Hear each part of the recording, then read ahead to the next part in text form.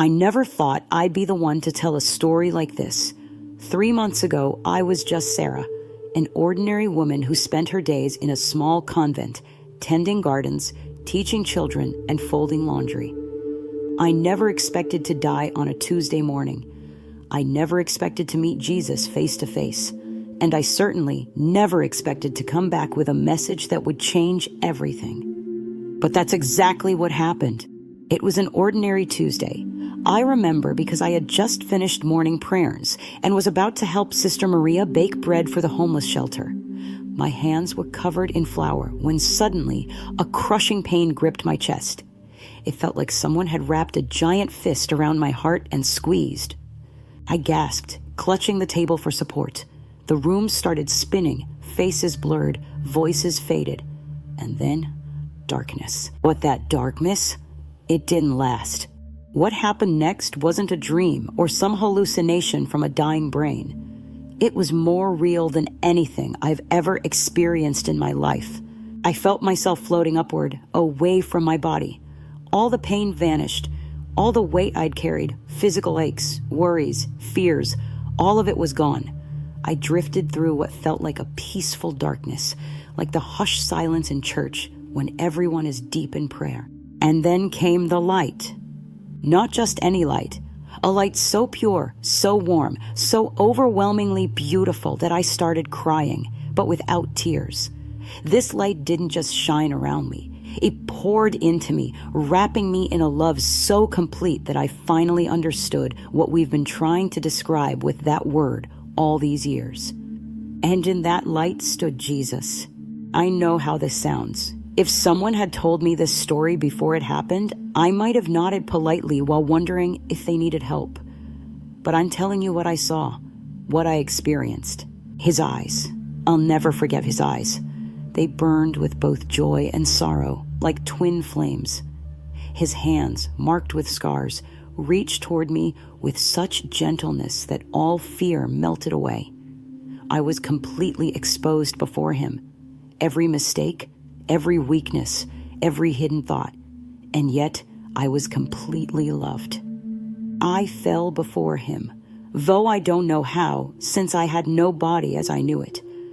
He spoke my name, Sarah, and it wasn't just a word. It was a song, a calling, a homecoming. I would have followed him anywhere in that moment, but instead of welcoming me into eternal rest, he looked at me with deep sadness and said, "There are things you must see, things you must understand, things you must tell." A shadow passed across his face as he said, "My church stands at the threshold of great change." As he spoke, the space around us transformed. I wasn't just hearing his words, I was seeing them unfold before me. I saw cathedrals crumbling from within, not from violence or disaster, but from neglect and compromise. I saw church leaders, some standing tall and radiant with purpose, others bent under the weight of their own pride and fear. I saw ordinary believers, some clinging desperately to their faith, while others drifted away, distracted by a noisy, glittering world. Then Jesus spoke a name that sent a jolt through my spirit. Luis Antonio. I knew Cardinal Tagle, of course. Many spoke of him in the church, his intelligence, his compassion, his heart for the poor. But in that moment, his name wasn't just a name. It was a turning point. Jesus showed me an image of a forked path. On one side lay a field bathed in light. On the other, a tangled forest of confusion. Standing at this crossroads was a figure I understood to be Cardinal Tagle, holding a flickering lamp. "He has been given much," Jesus said, his voice heavy with both hope and warning, "and much will be asked of him." I wanted to ask more. What will happen? Who will he become? But Jesus only looked at me with that same loving expression and said, "Pray. Pray for him.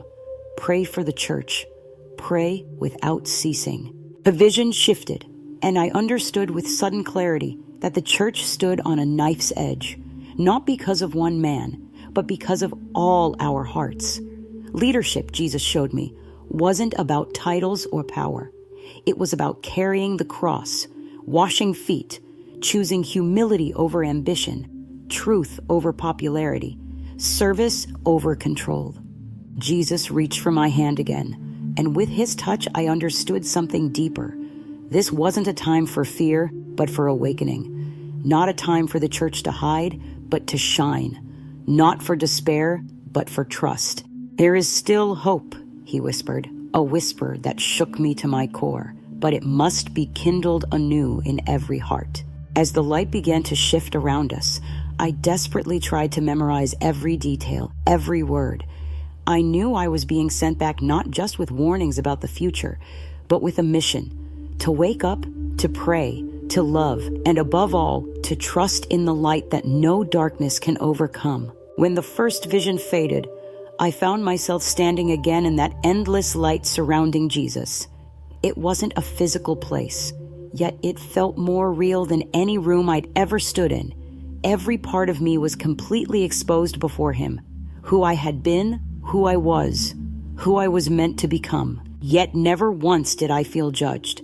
There was no pointing finger, no voice of accusation, no towering anger. Only love, a love so vast it filled every corner of my being and left me weeping in its embrace. He stood before me, hands outstretched. From the wounds in his palms flowed light, brighter than the sun yet softer than moonlight, filling me, healing me, stripping away layers of fear and shame I didn't even know I carried. Every regret, every weakness, every secret sadness was laid bare. But instead of condemnation, I was met with a mercy so fierce and tender it nearly broke me. I tried to speak, to apologize, to explain myself, but he silenced me with just a look that said, "I know, I have always known, and I have loved you through it all." That look stripped away all my pretending, all my striving, all the false ideas I'd built up over a lifetime about needing to earn his favor. I understood, deeper than thought, that there's nothing we could ever do to make him love us more, and nothing we could ever do to make him love us less. Then he stepped closer. I can't tell you how it feels to stand before the King of Kings when he draws near. It's not terror. It's not the kind of fear that makes you run away.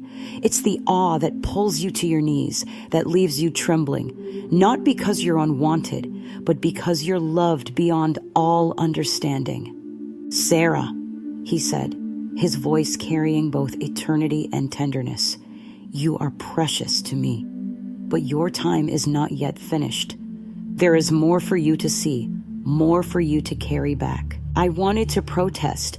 Every part of me cried out to stay, to never again be separated from that light, that peace. But I also knew, as surely as I knew anything, that what he asked wasn't a burden, but an honor.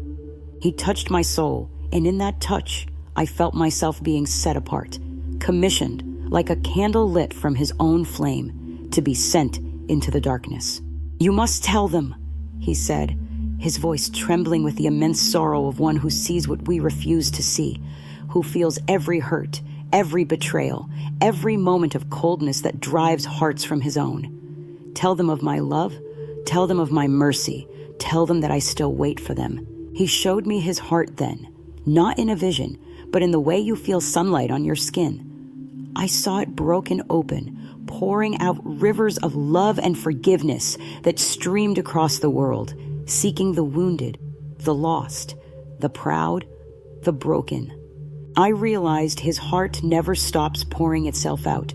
It never holds back. It's we who turn away. It's we who hide, who doubt, who busy ourselves with 1,000 meaningless things, while God waits with arms outstretched. I saw that every genuine act of love sends a ripple back to him, like a child's letter finding its way into a father's hands. Every prayer, no matter how small or faltering, delights him more than we can imagine. Even the most broken person who whispers, "Help me," brings him more joy than all the angels' praises. But I also saw his pain, the pain of rejection, of coldness, of indifference. It wasn't anger that burned in his heart, but grief. Grief that so many, blinded by pride or shame or fear, would choose to walk away from the love that could heal them. "You must tell them," he said again, the command wrapped in such gentleness that it broke my heart anew. Then he showed me glimpses of what was coming. I saw the church at a crossroads. I saw leaders rising up, some clothed in light, others weighed down by pride. I saw people hungry and desperate for truth, for love that was real and not empty words. I saw confusion spreading like fog. Yet amidst it all, I saw pockets of light, small gatherings of faithful people, hidden but powerful, praying, loving, serving, standing firm. He didn't show me every answer or reveal every outcome. He didn't name dates or events. What he showed me was the call to remain faithful, to stay humble, to cling to him when everything else falls away. He promised that even if the world grows darker, his light will never be overcome. That even if many hearts grow cold, those who remain in him will shine like stars in the night. And then he smiled at me. That smile, and I knew that even if I faced rejection, even if no one believed my story, even if I was mocked or forgotten, it didn't matter. I had seen the King. I had been loved by him. I had been sent with his message. As the light around him grew brighter, drawing me toward the next vision, I held tight to his words. I am still here. I am still waiting, and my mercy is greater than they dare to believe. The light around us shifted, not dimming but changing, as if the air itself had grown heavier with meaning.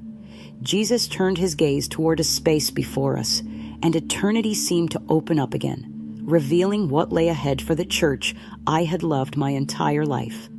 First came beauty, such beauty that it took my breath away. I saw humble chapels, bustling cathedrals, hidden rooms where faithful people gathered.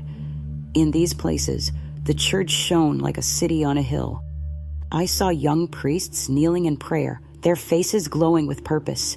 I saw nuns with brave, bright eyes, teaching children, tending the sick, giving themselves completely. I saw families gathered around worn kitchen tables, praying over simple meals, living out their faith in quiet corners of the world. In these moments, the church was alive, not because of wealth or numbers or impressive buildings, but because of hearts burning with genuine faith. The Holy Spirit moved through them like a river, turning weakness into strength, simplicity into power. This wasn't a church of fame or applause. It was a church of hidden saints, of unknown warriors whose lives went unnoticed by the world, but created symphonies in heaven. But then the vision shifted, and what I saw filled me with a sorrow so deep I thought it might break me. There were places, too many places, where the light grew thin, where the flame flickered uncertainly. I saw churches abandoned, not because of persecution, but because of forgetfulness. Congregations that shrank, not because they were forbidden, but because they were no longer wanted. I saw priests who spoke not with boldness, but with careful, nervous words meant not to offend. I saw bishops burdened not by Christ's cross, but by worldly ambition and fear of irrelevance. I saw teachings twisted to fit the trends of the day. I saw traditions abandoned, not because they were wrong, but because they were inconvenient. I saw the slow, almost invisible drifting away of souls, not a sudden rebellion, but a quiet walking away, step by step, choice by choice, until faith became just a dusty memory. There was no violent storm, no enemy attacking, just a slow cooling, like embers left unattended in the dark. And outside these churches, the world grew stranger, louder, harder. Technology advanced, dazzling and distracting. Wealth piled up for some, while others were forgotten. Divisions deepened like cracks, spreading across nations and families. Truth became optional. Love became conditional. Forgiveness became weakness. Into this noisy, glittering chaos, the quiet voice of the church struggled to be heard, not because truth had lost its power, but because fewer people were willing to listen. I turned to Jesus, my heart breaking. How could the church survive in such a world? How could these scattered lights stand against such indifference? But he didn't look afraid or defeated. His eyes, though sad, burned with unshakable hope. "This is the time of testing," he said, his voice like a bell ringing through valleys of sleeping souls. "Not by fire or sword, but by forgetfulness, by comfort, by pride." He showed me faithful people struggling to keep their lamps lit, men and women holding on to prayer in a world that mocked them, choosing mercy in a world celebrating revenge, offering forgiveness in a world drunk on outrage. They were few in the vision, so few, but each one burned with a light so fierce it pushed back the darkness around them. Then I understood the battle ahead wasn't about numbers or power. It was a battle for hearts. Those who stayed rooted in prayer, in humility, in love, they would be the pillars holding up the church when grand structures crumbled. Those who chased the world's approval, who watered down truth to make it easier to swallow, they would find themselves adrift when storms came. Jesus showed me a church not dying but being purified, stripped of its worldly power, its cultural status, until all that remained was the burning truth of the gospel. And that gospel, he showed me, would not fail. It would shine even brighter in darkness. It would spread not because it was safe, but because it was real. It would save not because it was popular, but because it was the only thing strong enough to hold broken lives together. He showed me that the future pope, whether Luis Antonio Tagle or someone else, would face this time of testing. His heart would matter more than his policies. His humility would matter more than his strategies. His prayer life would matter more than any conference, any plan, any grand vision. If he led from Christ's heart, the church would weather the storm. If he led from fear or pride, the church would suffer. But either way, the promise remained. The gates of hell would not prevail. I wept before Jesus, not because the vision left me hopeless, but because it left me desperate for people to wake up, to remember, to return to their first love. He placed his hand over my heart, steadying me. "Don't be afraid," he said. "The darkness may grow, but so will the light." With those words burning inside me, he drew me deeper into what he wanted me to see. The light shifted again, and I stood once more beside Jesus, feeling his endless patience, his sorrow and hope intertwined like gold threads. He turned his gaze toward earth again, and what I saw filled me with deep reverence. I saw Pope Francis, not as the world sees him, not as a public figure waving from balconies or making headlines, but through heaven's eyes. I saw him as a shepherd, worn and weathered, stumbling sometimes, misunderstood often, but always getting back up, driven not by ambition, but by love. He was kneeling in prayer in a simple room, far from the grandeur we associate with his position. His back was bent, not from the weight of office, but from the weight of souls he carried in his heart. His prayers weren't polished speeches. They were raw cries for wisdom, for mercy, for grace to lead a church he knew he was unworthy to command. I saw him walking among the poor, not for cameras or praise, but because he couldn't help it, because he recognized Jesus in every broken face, every trembling hand reaching out. I saw him weep in private over scandals, divisions, and constant criticisms hurled at a church he loved with a father's heart. I saw him wrestling with impossible decisions, praying not for popularity, but for faithfulness. Jesus stood beside me, watching these scenes, and his voice was gentle, almost reverent. This is what it means to lead, not ruling from a throne, but carrying the cross. Not seeking applause, but seeking the lost. Not clinging to comfort, but pouring out your life as an offering. I wept seeing the burdens Pope Francis carried, burdens hidden from the world. I wept for every harsh word spoken against him, for every misunderstanding, for every blow he absorbed in silence, because he knew his mission wasn't to defend himself, but to reflect Christ. Yet Jesus made it clear Pope Francis wasn't perfect. I saw his mistakes too, not as condemnation, but in the gentle light of truth. He had moments of fear, doubt, times when politics and expectations pressed so hard that he faltered. But what mattered most was this. He never stopped returning to Jesus, never stopped asking forgiveness, never stopped depending on grace. That, Jesus showed me, was the measure of a true shepherd, not perfection, but humility. The humility to admit weakness, the humility to depend completely on God, the humility to love even when that love is misunderstood or rejected. Jesus turned to me, his eyes now fierce with love and holy urgency. The next shepherd must carry this same spirit, or the sheep will scatter. I saw glimpses then of what could be, depending on the heart of the next pope. If he led with humility, the church would weather the coming storms, bruised but alive, wounded but shining, carrying the gospel to forgotten corners of the world. If he led with pride, if he sought human approval over God's will, the church would stagger, wounded from within, vulnerable to every false teaching and division.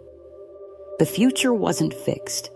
It would be shaped by choices yet to be made, by hidden battles in hearts unseen by cameras, by prayers whispered in secret, by the courage to choose service over status, sacrifice over safety.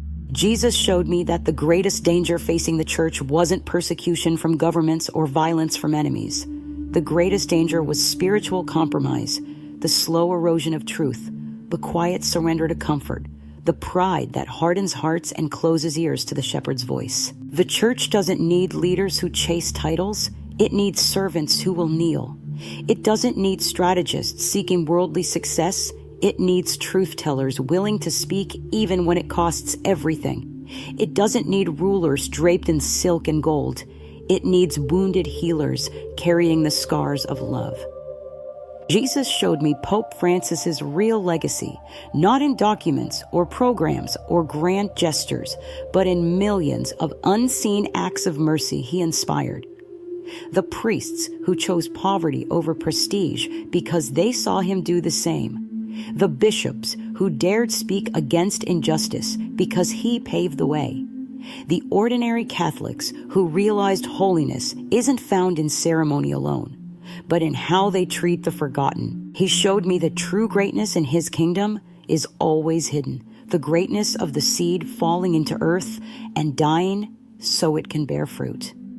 Jesus looked deep into me, his sorrow sharpening. Tell them to pray not for power, but for purity, not for influence, but for intimacy with me. Pray that the next shepherd will know my heart, or the sheep will be scattered. I nodded, trembling.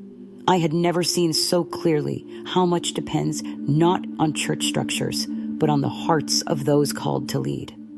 With that vision burning in my spirit, Jesus turned again, lifting his hand to show me deeper things, not just about leaders, but about every soul who would be called to choose between light and darkness in the days ahead. The visions shifted once more as Jesus lifted his hand again. I knew he was about to show me something that weighed heavily on his heart.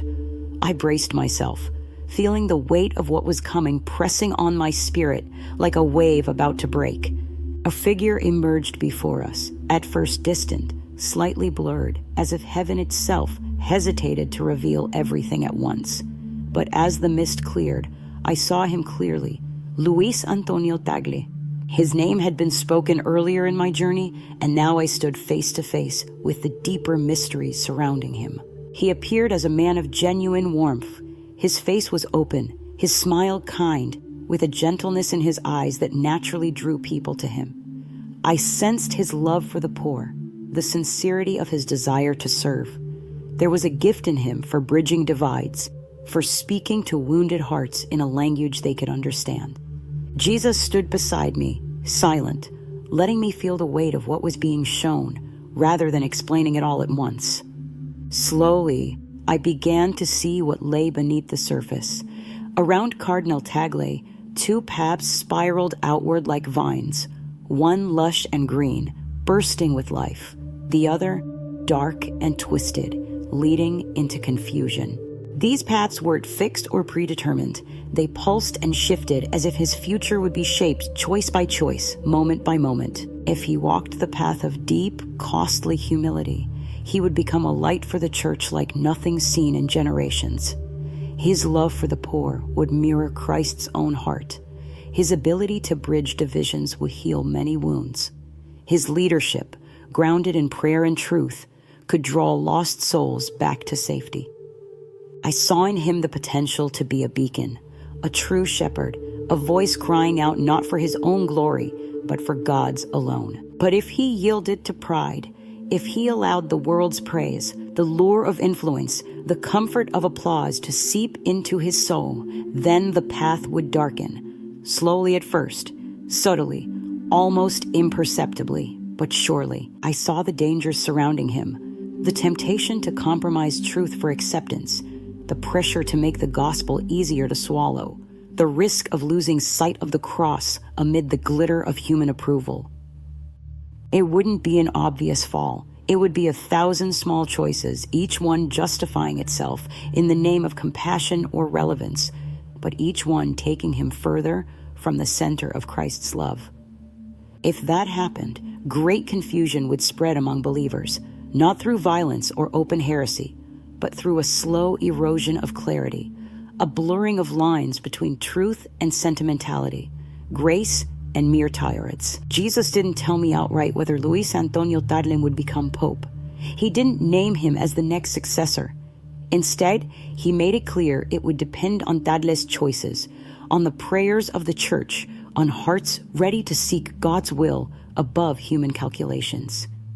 I understood painfully that the future wasn't set in stone. It was alive, shaped by the dance between human freedom and divine providence. Heaven wasn't watching passively. It was leaning close, breathing prayers of hope over choices yet to be made. I wanted to ask Jesus, what should we do? Should we hope? Should we fear? Should we prepare for glory or brace for disaster? But his eyes, so full of tangled sorrow and hope, gave me the answer without words. Pray. Pray for humility. Pray for discernment. Pray for courage to choose Christ when easier roads beckon. I saw then that the Church's fate doesn't rest on one man's shoulders. It never has, it never will. The Church stands or falls not on the brilliance of her leaders, but on the faithfulness of her saints, known and unknown, hidden in convents and villages and broken homes around the world. It's the prayers of the faithful, the sacrifices of the unseen, the fierce, quiet love of those clinging to Christ in obscurity that sustain her more than any title or throne.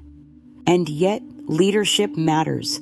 A leader's choices ripple outward, shaping millions of hearts. A leader's surrender to Christ, or lack thereof, can tip the balance for generations. Luis Antonio Tagle estuvo hasta crossroads en el camino, con una lanterna que flotó en certeza. ¿Qué paz él tomaría? De lo tomó hasta mí. No se trataba del destino, sino de las decisiones diarias. I knew the Church was pray for him, not with fear or anger, but with the fierce love that only Christ can teach. Jesus turned to me again, his face grave but radiant. The future is not yet written, but the seeds are already being planted. Tell them to plant seeds of faith, seeds of prayer, seeds of trust. He opened his hands, and from them poured a rain of tiny glowing seeds, each one a prayer, a sacrifice, a hidden act of love. I understood we're not powerless before what's coming. We're gardeners in the kingdom's fields. We're sowers of hope in soil that looks dry and dead. And if we sow filthfully, even if we never see the harvest, the Church will endure. With that vision burning in my soul, Jesus beckoned me onward, deeper into the lessons I must carry back. Lessons not just about popes and power, but about the battle every soul must face between light and darkness, faith and fear, love and pride. The visions Jesus had shown me were almost too much to bear, but I sensed something even deeper was being revealed as the light around us sharpened, focusing like a beam cutting through all illusions. Jésus looked at me with an intensité que me dio todo lo demás inconscientes, y con un simple gesto abrió una visión. At first, I saw no people, no buildings, no cities, just forces rippling across the earth like invisible tides, clashing in the spaces between decisions, between words, between unspoken heart cries. These weren't armies with weapons and banners. They were quieter, subtler, but more powerful than any battle fought with steel or fire. On one side moved humility, gentle, steady, resilient, like water cutting through stone. It looked weak at first glance. No armies, no wealth, no worldly power. Yet everywhere it touched, life sprang up. Families grew stronger, wounds healed, souls found peace even through the smallest acts.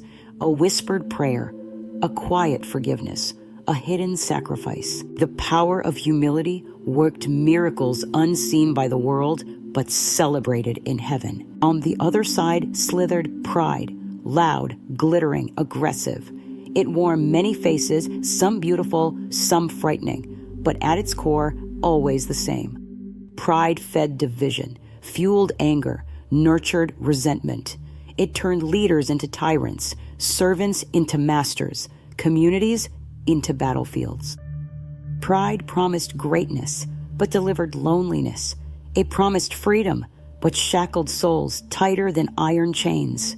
At the heart of this unseen war stood the church, not as buildings or institutions measured by wealth, but as a living body, fragile, beautiful, battered, radiant, fighting not for worldly survival, but for faithfulness in God's eyes. Jesus showed me that the church's future wouldn't be decided in boardrooms or conferences. It wouldn't be won through grand declarations or political alliances. No headline would mark the moment of victory or defeat. The real battle is being waged inside the human heart. It would be decided by whether priests chose the cross or the stage, whether bishops chose the towel of service or the throne of comfort, whether ordinary believers chose daily sacrifices over the pursuit of comfort, whether souls would choose the painful path of repentance over the easier road of pride and blame. I saw countless souls, each standing before two doors, one marked by a golden crown, dazzling and heavy, the other marked by a crown of thorns. The golden crown promised ease, recognition, and applause. The crown of thorns promised suffering, obscurity, ridicule, and life everlasting. I wept seeing how many chose the golden crown, believing it wiser, not realizing it led deeper into shadows. Yet there were others, oh, how heaven sang for them, who bent low, who chose the thorny crown, who knelt and whispered, "Not my will, but yours." Their names weren't shouted in streets. Their deeds weren't captured on cameras, but their light pierced the darkness like 1,000 stars against night. I understood then that wealth and influence won't save the church. Buildings can crumble, bank accounts can empty, political favor can shift like sand. But if hearts remain true, humble, prayerful, clinging to Christ, the church will endure. She'll emerge purer, stronger, more radiant than before. Jesus turned to me, his voice soft, but carrying eternity's authority. Tell them they must choose their weapons wisely. Not anger, but prayer. Not division, but unity. Not pride, but love. Only these can stand against what's coming. He showed me that pride will roar louder in days ahead, not just in the world, but within the church itself. Arguments will flare over tradition, progress, and every imaginable issue, fracturing communities like splintered glass. But beneath every argument, the real question is simple. Will you choose self, or will you choose me? The true battlefield isn't between traditionalists and reformers, conservatives and liberals, old and young. It's the ancient battle fought in every human soul since Eden. The choice between trusting God or grasping for power on our own terms. Just as pride tore apart heaven's ranks long ago, it can tear apart the earthly church now if we let it. But humility, oh, humility, has power to weave broken pieces back together. The humility to admit when we're wrong. The humility to listen before speaking. the humility to serve instead of demand, the humility to forgive even when it costs everything. In this battle, Jesus showed me the greatest saints won't necessarily be the loudest, most educated, or most influential. They'll be those who kneel lowest, who love most fiercely, who choose daily, quietly, stubbornly, to believe that Christ is enough. I stood there burning with the knowledge that this unseen war rages even now, not someday in the future, not in distant halls of power, but in every prayer whispered, every decision made, every heart choosing whether to surrender or rebel. I realized that every soul matters, that your choice and mine can tip the scales more than we could ever understand. Jesus, looking into me with that eternal gaze, spoke words I'll never forget. It begins with you, with each one. Choose light, choose love, choose me. And once more, he beckoned me forward, deeper into the lessons he had prepared. Lessons that would teach me not just about battles and visions, but about the weapons every soul must wield if we are to shine in the gathering dark. The light around us shifted again, drawing closer to my heart. Jesus turned to me, and I knew this vision wasn't about the world or the church. This was from me, from my soul, for every soul willing to listen. His eyes, endless in depth and gentleness, met mine. Without words, he began to teach me in a way no sermon, no book, no lifetime of study could accomplish. He spoke first of faith, not the kind we often talk about, not just believing doctrines or attending services. He spoke of living faith that breathes, aches, struggles, and shines even in the darkest storms. He showed me that true faith isn't built on easy days when prayers are quickly answered and joy comes readily. True faith is forged in silence, when heaven feels distant, when prayers seem to fall unanswered, when every voice mocks and doubts, and still the soul clings, trembling but unyielding, to the hem of his garment. He taught me that real faith means trusting without seeing. It means walking forward when every instinct screams to turn back. It means believing God's promises even when all evidence suggests otherwise. He showed me souls wandering through deserts of pain and confusion, holding fast to a whisper of hope, and how precious their perseverance was to God's heart. Every step taken in faith, every prayer whispered into seeming emptiness, every moment of stubborn trust was seen, counted, treasured beyond what any human mind could comprehend. He spoke of loyalty, the fierce love that stays true when the world turns cold. He showed me the loneliness of those who refused to betray their conscience, even when it cost everything. Students mocked for their beliefs, parents ridiculed for raising children in Christ's ways, priests and nuns slandered for standing firm when compromise would be easier. He showed me that loyalty to him would become an increasingly rare jewel in the days ahead. He warned that many would fall away, not from violent persecution, but from the slow, suffocating pressure to conform, to blend in, to silence uncomfortable truths for the sake of acceptance. But those who remained loyal, who chose the narrow path even when steep and lonely, would shine like beacons on a stormy sea. Their witness would pierce darkness, not through eloquence or power, but through unshakable devotion to a love greater than life itself. Then he spoke of prayer and how easily we misunderstand its power. Prayer, he said, isn't a last resort, a duty to check off, a formality before meals or meetings. Prayer is the heartbeat of the soul. It's the anchor holding us steady when tides rage. It's the breath keeping the spirit alive. He showed me that the church, for all her visible works and ministries, lives or dies on the unseen prayers of her children.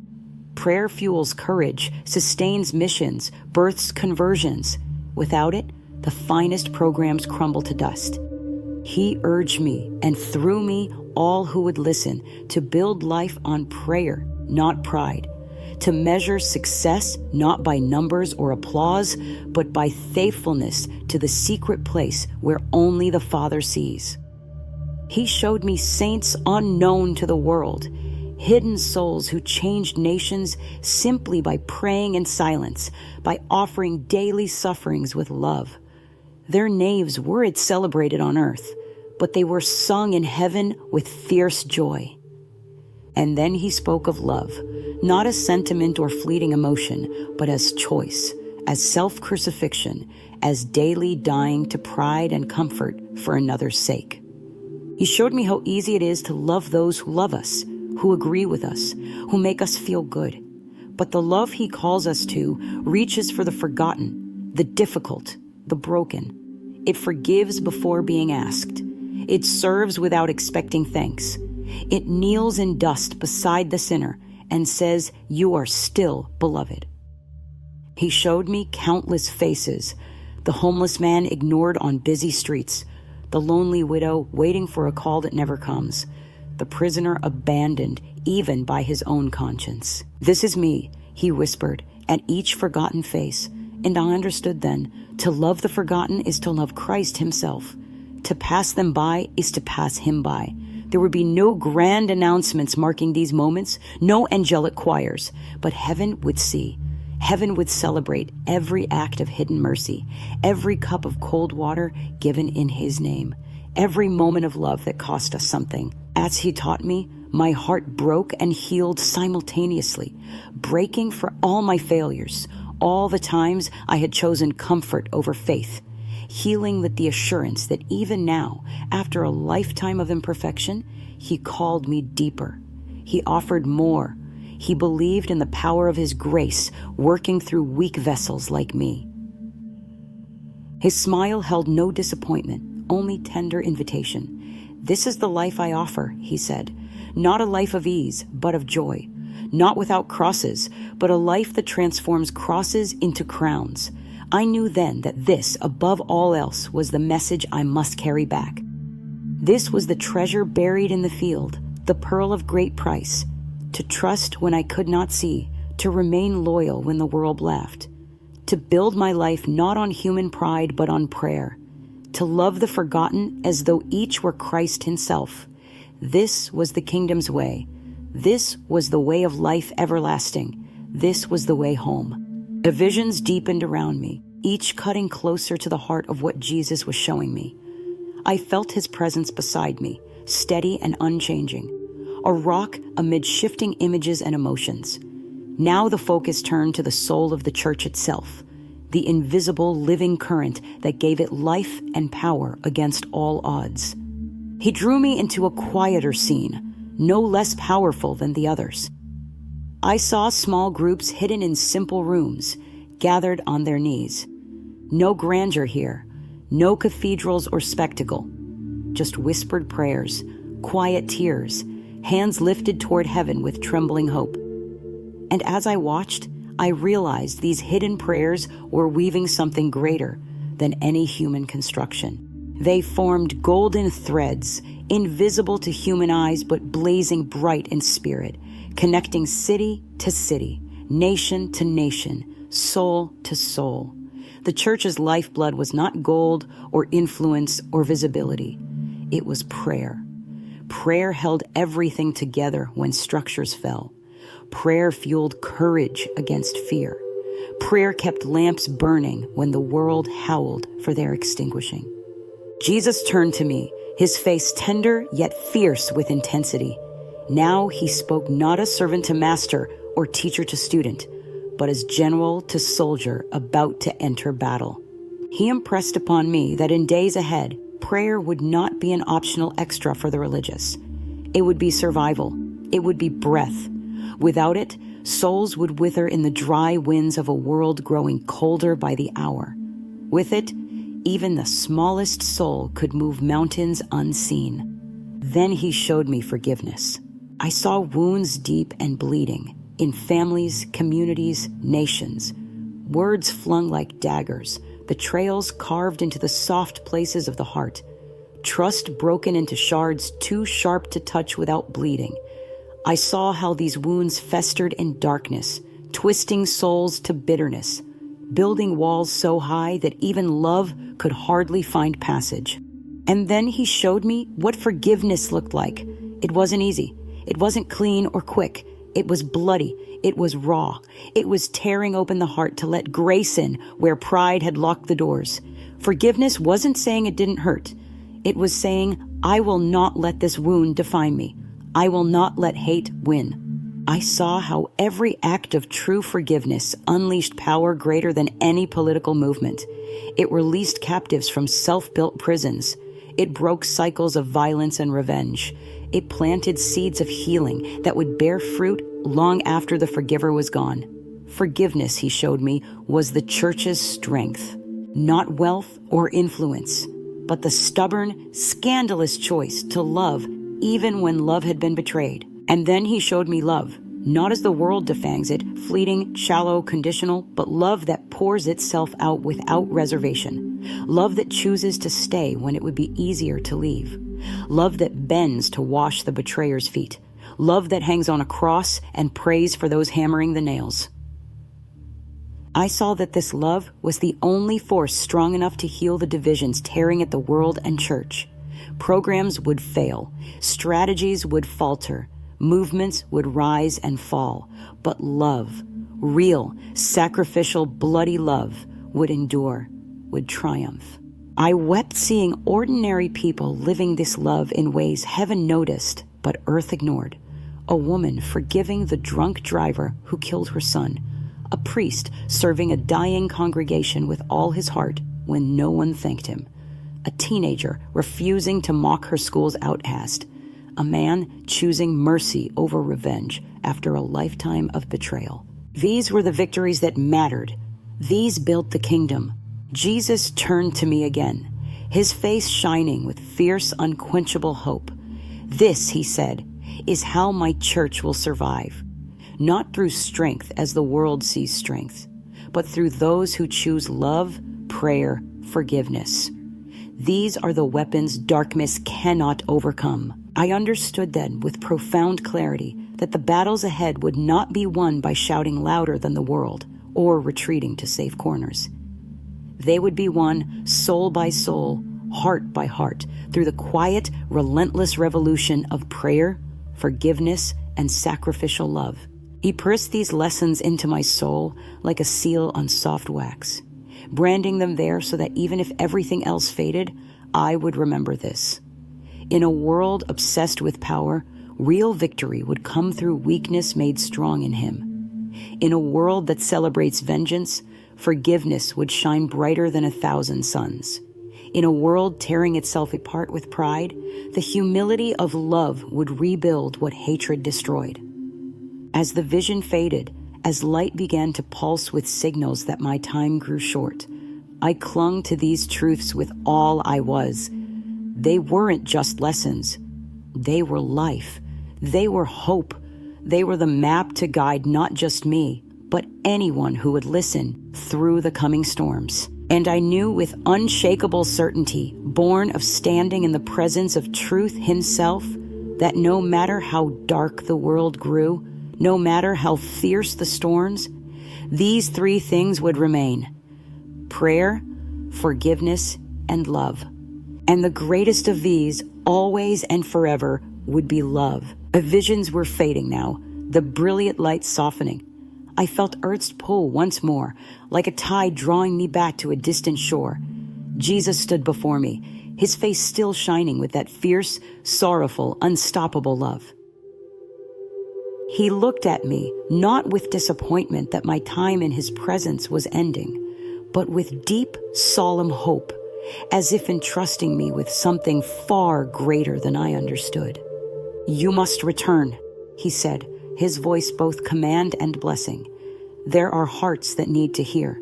There are prayers that need to be spoken. There is love that must be lived, not just spoken of." Every fiber of my soul wanted to stay, to remain where fear and sorrow couldn't reach, where every breath was worship and every moment wrapped in perfect peace. But I knew the truest act of love now was obedience, to carry what I had seen back into the world's brokenness, to become, however imperfectly, a small mirror reflecting the light I had glimpsed. Before I left, he placed his hand over my heart, and I felt a fire ignite within. Not a fire that consumed, but one that would fuel every breath, every step, every word I spoke thereafter. It was a mission, a sacred trust, a weight of glory far heavier than I could carry alone, yet light as air in his strength. As the light dimmed around me, I heard his final words burning into the deepest part of my soul. Pray for the future of the church. Prepare hearts, not just structures. Live the gospel, not just preach it. And remember, if you do not return to the heart of Christ, even the brightest future will be lost. End quote. With those words echoing through me, I fell, back through light and shadow, back into the cold, broken world, back into pain and breath and the staggering weight of living once more. When I opened my eyes, the ceiling above was not heaven's endless sky, but a stark white hospital ceiling buzzing with fluorescent light. Machines beeped, nurses rushed, hands gripped mine. I heard voices crying out in shock and relief. They told me later I had been gone for several minutes. No heartbeat, no breath. Dead. And then without warning, I had gasped back to life, clutching the cross around my neck, whispering words they couldn't understand. I couldn't speak of it at first. The weight was too much, the beauty too sacred for the world's noise. I wept often, not from fear, but from the crushing beauty of what I'd seen, from the desperate urgency burning in my bones to tell, to warn, to awaken. So now I tell you, not as someone extraordinary, not as visionary or prophet, just as a simple woman who died, met the King of Mercy, and was sent back with a message that cannot, must not be ignored. Pray for the future of the church. Pray as if souls depend on it, because they do. Pray not just for leaders and structures, but for hearts, to remain humble, to resist pride and fear, to cling to Christ when the world tries to tear them away. Prepare hearts, not just structures. Buildings will fall, programs will falter, plans will change, but a heart prepared in humility and love will endure. The church is not built of stone and gold, but of living souls, each one a dwelling place for the living God's Spirit. Prepare your heart as a home for Him, clean and humble and full of love, and you will withstand any storm. Live the gospel, don't just preach it. It's not enough to proclaim Christ with words if our lives deny Him. It's not enough to attend Mass if our hearts remain cold. It's not enough to defend doctrine if we fail to live mercy and love. The world won't be saved by arguments, but by lives so radiant with Christ's love that darkness cannot help but flee. Return to the heart of Christ. If we don't, even the brightest future will be lost. All the plans, counsels, elections, and brilliant strategies will crumble if we lose sight of what matters most: to know Christ, to love Christ, to live Christ. The church's future isn't guaranteed by human strength, but by faithfulness to Him, who is the same yesterday, today, and forever. I tell you this not to frighten, but to awaken you. Not because I'm special, but because His mercy let me see. And if I, the least of His servants, can be sent with such a message, how much more are you called? How much more is your life meant to be a light, a prayer, a living gospel to a world drowning in shadows? Don't wait for someone else. Don't wait for better days or easier times. The battle is now. The call is now. The love that saves the world is now. Choose Him. Cling to Him. Live for Him. And when you fall, and you will, rise again and again, because His mercy is endless, His patience unbreakable, His love unstoppable. I carry this message with trembling hands and burning heart. Return to the heart of Christ. There is no other way, no other hope, no other life. And if we do, if we surrender everything, if we build our lives not on shifting sand, but on the solid rock of His love, then the church will not only survive, she will shine, she will sing, she will rise with a beauty and power that will shake the very foundations of the world. Return to him. Return today. Return now. Because if we don't, even the brightest future will be lost. But if we do, the future will be brighter than we can even dream.